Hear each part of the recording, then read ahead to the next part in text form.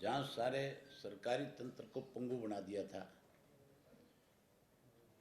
जहां बड़े बड़े घोटाले और घपले करके हर डिपार्टमेंट में इस तरह के हालात पैदा कर दिए थे कि कहीं ऐसा लग नहीं रहा था कि प्रदेश में सरकार नाम की कोई चीज है। लेकिन आज सारे रिकॉर्ड तोड़ दिए। आज विधानसभा को भी सरकार ने विधानसभा की बजाय मछली बाजार बना दिया। कितनी बड़ी हैरानी की बात है, इस लॉकडाउन में 9 बड़े घोटाले किए गए और उसमें मैंने अपनी तरफ से 12 कॉलिंग अटेंशन मोशन सरकार को दिए। कांग्रेस की तरफ से जो मेन विपक्ष की पार्टी है, एक सिंगल भी कोई अर्जेंट मोशन नहीं था और कोई कॉलिंग अटेंशन नहीं था। जो कॉलिंग अटेंशन दिया गया कांग्रेस की तरफ से, वो किरण जी की तरफ से दिए गए, वो आज हाउस में मौजूद नहीं थे। तो इस बात से आप अंदाजा लगा सकते हो कि सरकार कितनी सीरियस है। और कांग्रेस जो मेन विपक्ष है, जिसकी बड़ी जिम्मेवारी बनती है, वो कितना सीरियस है आज इस इशू में। जहां मैंने अपनी तरफ से 12 कॉलिंग अटेंशन दी थी, उनमें से मेरी 2 मंजूर करी गई और 2 मंजूर करके ये पहली दफा हुआ हाउस के अंदर। मैं इसलिए आपसे कह रहा हूं कि इस हाउस की भी गरिमा को बहुत सरकार ने कम कर दिया। आज पहला दिन था हमारा, बारी बारी अखबार में, मीडिया में ये बयान दिए गए और कहा गया था कि हम 26, 27, 28 3 दिन हाउस चलाएंगे।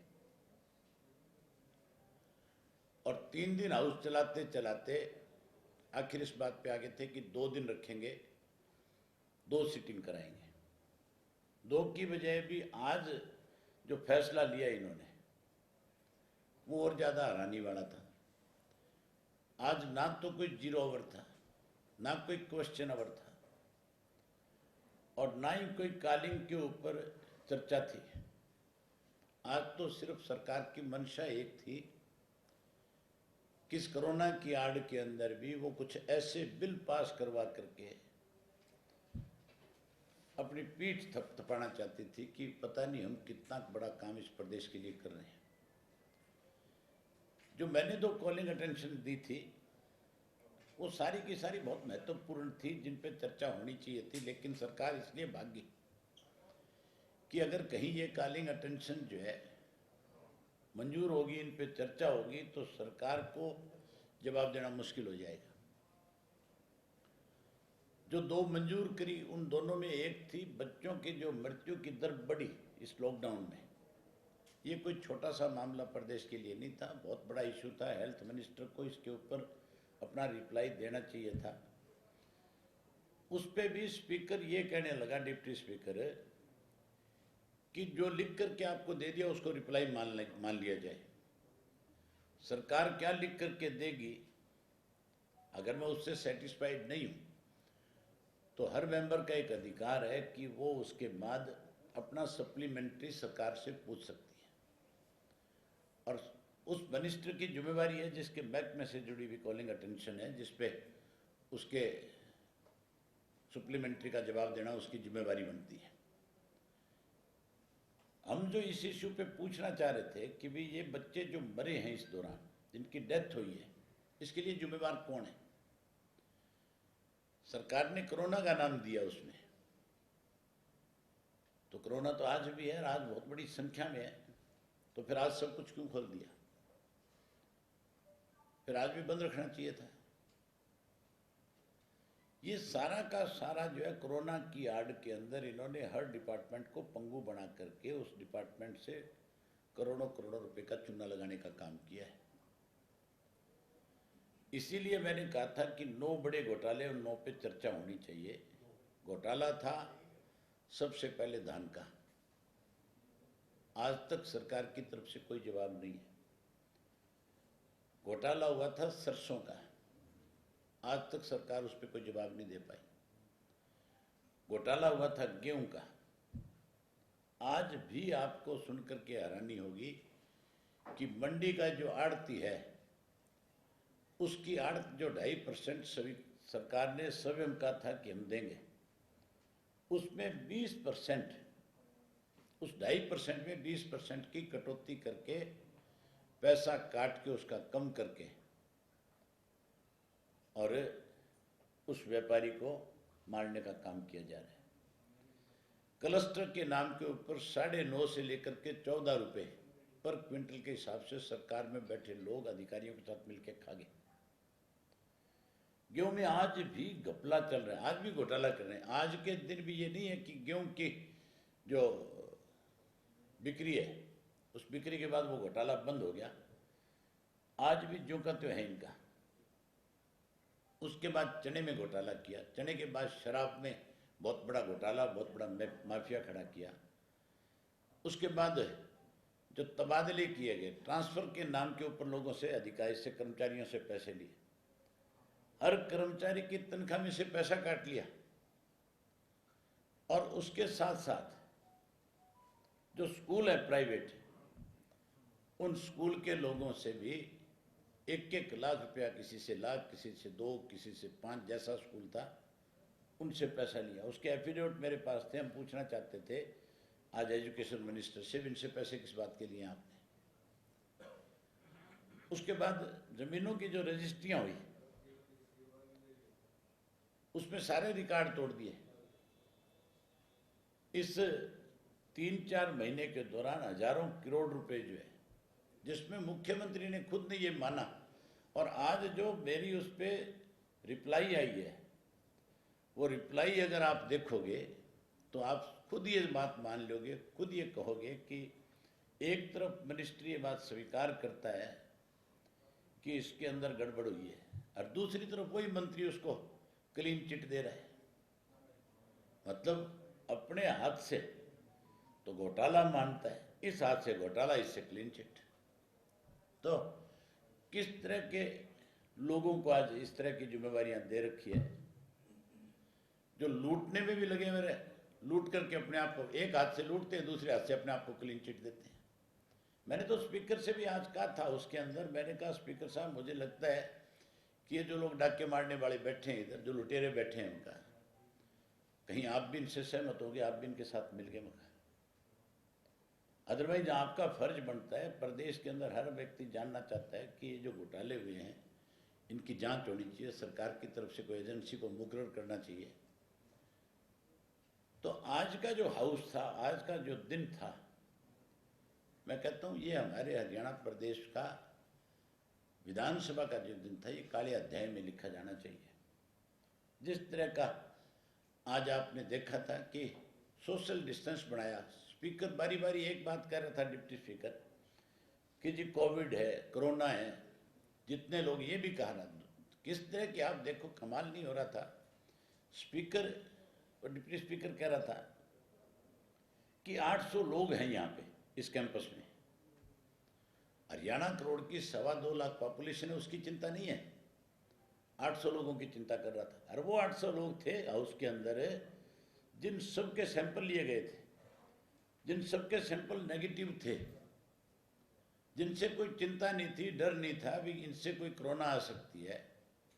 आप उन लोगों के लिए चिंता व्यक्त कर रहे थे। जो आज बाजारों में भीड़ है, जो आज माल खुले हुए हैं, जिम खुले हैं, जो आज सारी चीज एक बड़ी भीड़ में तब्दील हो रही है, वहाँ की चिंता नहीं। ये चिंता इनको आज कोविड की नहीं थी, ये चिंता आज इनको इस बात की थी कि आज सरकार पूर्ण रूप से फंस करके खड़ी हो रही थी। इसलिए इन्होंने एक दिन में ये सेशन खत्म करके कहीं अपने आप को बचाने की कोशिश करी। मेरी आप लोगों से प्रार्थना है, जहाँ ये सरकार में बैठे हुए लुटेरे लोग इस सरकार में अपनी बदनामी से बचने के लिए हाउस की गरिमा को खत्म कर रहे हैं, कहीं ऐसा ना हो कल इस प्रजातांत्रिक प्रणाली के अंदर आपको जो चौथा स्तंभ माना जाता है आपको कमजोर ना कर ले। इसलिए आप इन सब बातों को उजागर करो, सब चीज़ों से लोगों से अवगत कराओ, ताकि इनके लुटेरों को पोल खुले। आज का दिन मैंने अपने इतिहास में 20 साल हो गए मुझे असेंबली का मेंबर बने हुए, मैंने 20 साल में इस तरह की असेंबली का कोई दिन नहीं देखा। हमने असेंबली के अंदर आपस में बहुत तू तड़ाक होते हुए लोगों को देखा है। कई दफ़ा सब्र इससे भी ज़्यादा आगे चला जाता है, लेकिन स्पीकर की भूमिका जो है हमेशा ठीक रहती है। आज डिप्टी स्पीकर की जो भूमिका थी वो दयनीय थी, निंदनीय थी।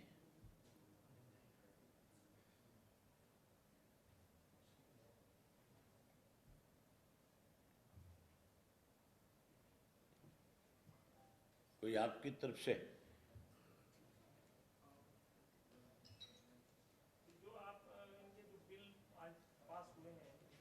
एक बिल की बताता हूँ मैं आपको सच्ची। हालांकि मैं उस वक्त आ गया था और मैंने 3 बिल ऐसे हैं जिनके अंदर बहुत बड़ा झूठ बोला गया है।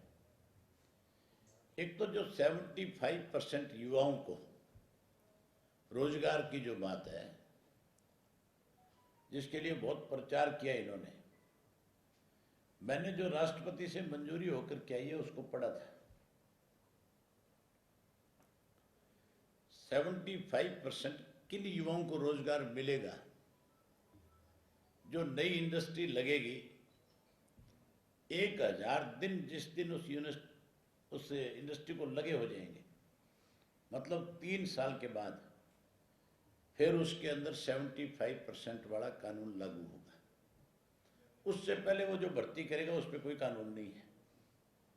तो फिर जब अगला भर्ती पूरी कर लेगा अपनी इंडस्ट्री के अंदर, तो फिर 75% कहाँ से आएगा?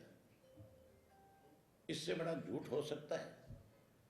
ऐसा बिल ला करके भी मतलब इन्होंने सरकार की गरिमा को कम किया है।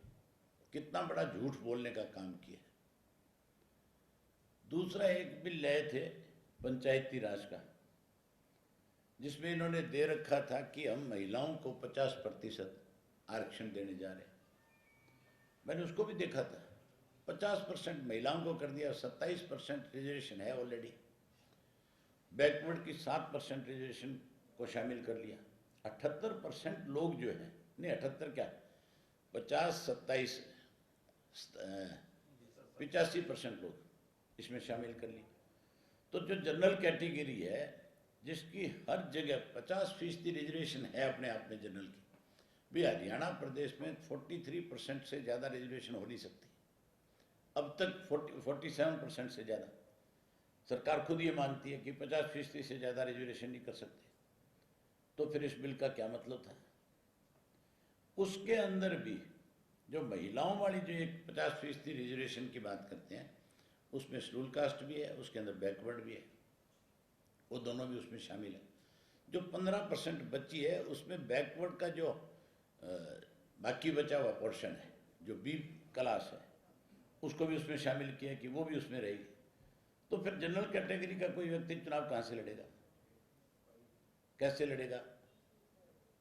मतलब इस तरह के बिल ले आकर के लोगों की आंख में धूल झोंकने की कोशिश करते हैं।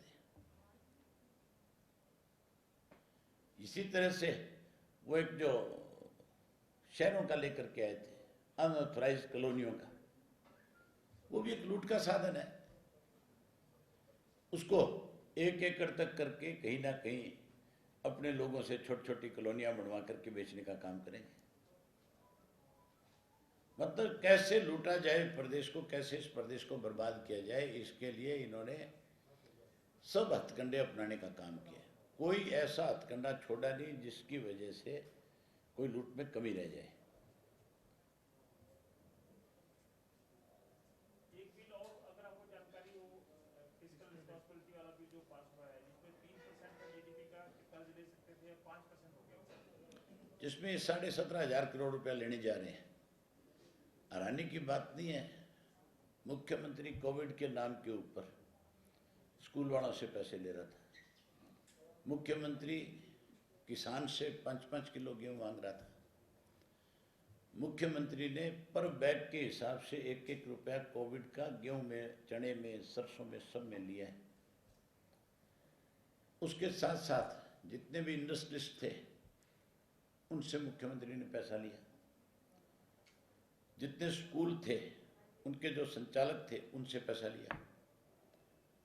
उसके इलावा जितने सरपंच थे उन सरपंचों से कहा कि या तो तुम पैसा दो, कहीं 10,000 सरपंच से, कहीं 20, कहीं 30, कहीं 50, इतने इतने हजार रुपए लिए गए और बाकी सरपंच और पंचों की तनख्वाह ले ली गई 1-1 महीने की, जो तनख्वाह का पैसा दिया था। सरकारी जो कर्मचारी था उसका 30% से ज्यादा पैसा काट लिया सरकार ने।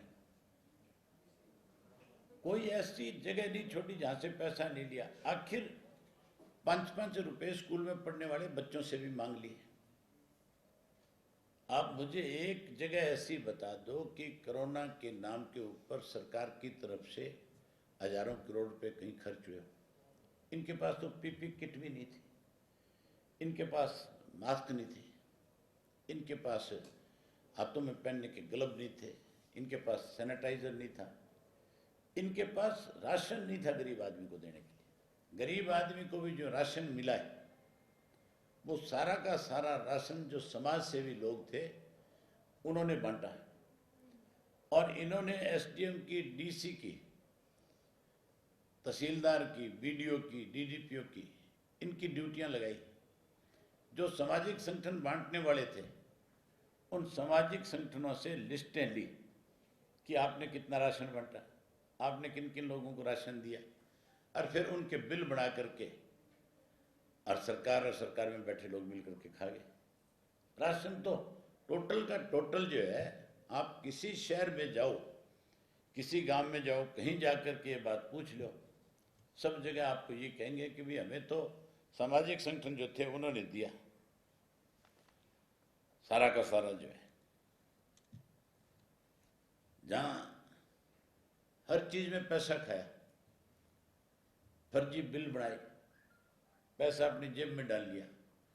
अब ये 17,500 करोड़ रुपया कर्जा और लेकर के इस प्रदेश की कोई और प्रॉपर्टी को भी गिरवी रखना चाहते होंगे। अगर ये सरकार लंबे समय तक रहेगी गलती से तो 100% इस प्रदेश का नागरिक तो कर्जदार होगा ही होगा। इसकी सारी की सारी प्रॉपर्टी जो है वो भी कर्जे में चली जाएगी। एक और बिल लेकर के आए थे जिसका बड़ा ढोंग पीटा गया 3-4 दिन से कि पंचायतों की रिकॉल करेंगे। पंचायत का जो सरपंच बनेगा उसको वापस बुलाने का एक्ट बनाने जा रहे हैं। ये भी एक बहुत बड़ा झूठ है। ये कानून पहले से है, 1994 से है। आप 94 का इसका एक्ट उठा करके देखोगे, उसमें ये लिखा हुआ है कि 50% से ज्यादा लोग सरपंच के खिलाफ अपने गांव में अविश्वास प्रस्ताव ला सकते हैं। ये रिकॉल नहीं है, ये तो अविश्वास प्रस्ताव है। गांव के लोग अगर उसके खिलाफ, क्योंकि उन्होंने उसको वोट दे करके चुना है, तो वो उसके खिलाफ अविश्वास भी ला सकते हैं। जैसे कोई डायरेक्टर के माध्यम से अगर चेयरमैन चुनता है तो उसके खिलाफ अविश्वास प्रस्ताव आता है कि नहीं आता है। विधानसभा में विधायक लेकर के आते हैं। इसी तरह गांव का जो सरपंच है, जो डायरेक्ट चुनता है, उसके खिलाफ गांव की मेंबर जो है वोट जो पंचायत के, वो 50% से ज़्यादा वोट इकट्ठा होकर के अविश्वास प्रस्ताव उसका दे सकते हैं और उसमें उसके खिलाफ अविश्वास पास होकर के नए सिरे से चुनाव होता है। ये राइट टू रिकॉल में नहीं आता। ये भी एक लोगों के आंख में धूल झोंकने वाली बात है। जो ये बिल बना करके लेकर के आए उनसे ये तो पूछो, ये बिल अगर तुम्हारे लिए बन जाते हैं, असेंबली के मेंबर्स के लिए, मेंबर पार्लियामेंट के लिए, तो हमारे प्रदेश का मुख्यमंत्री जो है, आज थे नहीं, होते तो मैं इस बिल के ऊपर जरूर उनसे पूछता कि इस प्रदेश, पूरे देश के चीफ मिनिस्टर्स के बारे में एक सर्वे आया था, जो देश की सबसे बड़ी एजेंसी है जिसने सर्वे किया था, उसने तो 4% हमारे मुख्यमंत्री की पॉपुलरिटी ला करके दिखाई थी। इसके खिलाफ तो 96% लोगों का मत था। तो सबसे पहले तो हमारे मुख्यमंत्री को जाना पड़ता कि नहीं पड़ता? अगर रिकॉल का एक्ट लागू हो जाता, जैसे चौधरी देवीलाल ने कहा था, अगर वो पार्लियामेंट में, असेंबली में लागू होता, तो सबसे पहले हमारे मुख्यमंत्री को ही लोगों ने वापस बुला लिया था। और मुख्यमंत्री को तो उसके हल्के हल्के के नहीं, पूरे प्रदेश के लोगों ने बुला लिया। यही हालत इस डिप्टी चीफ मिनिस्टर की है। हल्के में बढ़ के तो दिखा दे। वो तो कह रहे चौधरी देवलाल का सपना पूरा करें राइट टू रिकॉल के जरिए। कहा तो उसने कर दिया और कहा तैने कर दिया, वो पूछने वाले ने।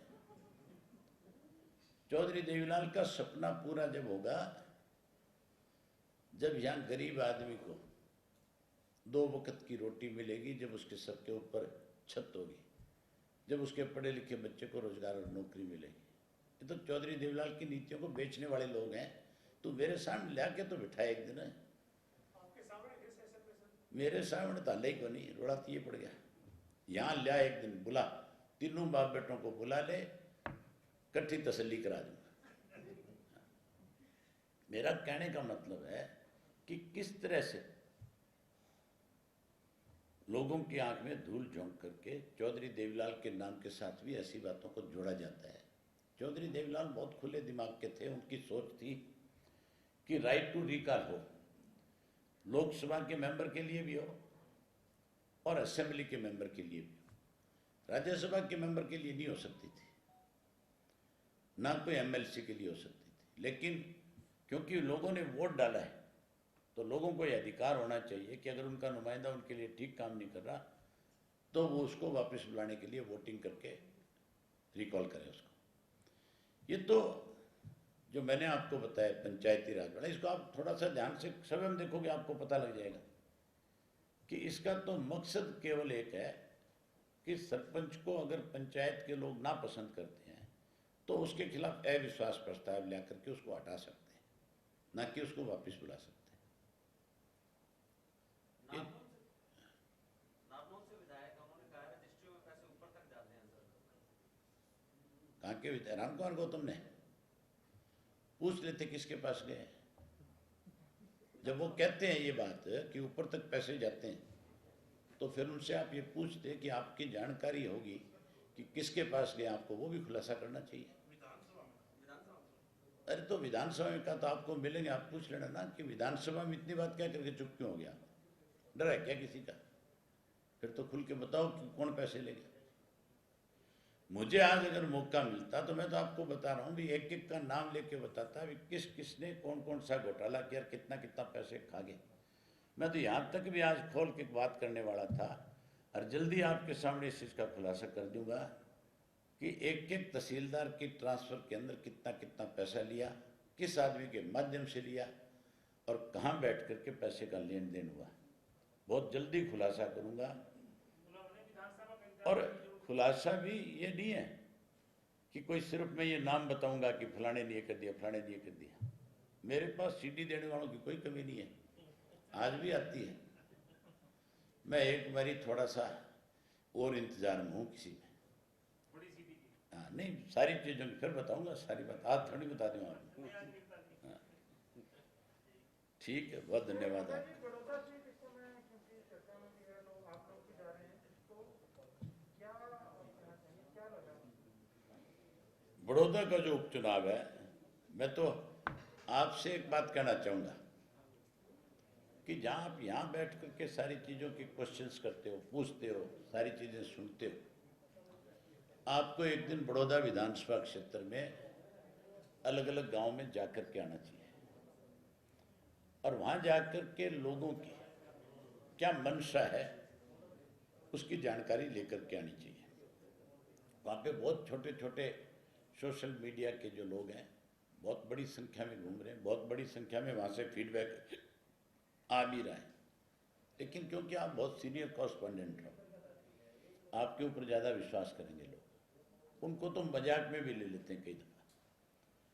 तो आप जाओ स्वयं, आप जाओगे अपनी आंख से सारा कुछ देख कर के आओगे तो फिर मैं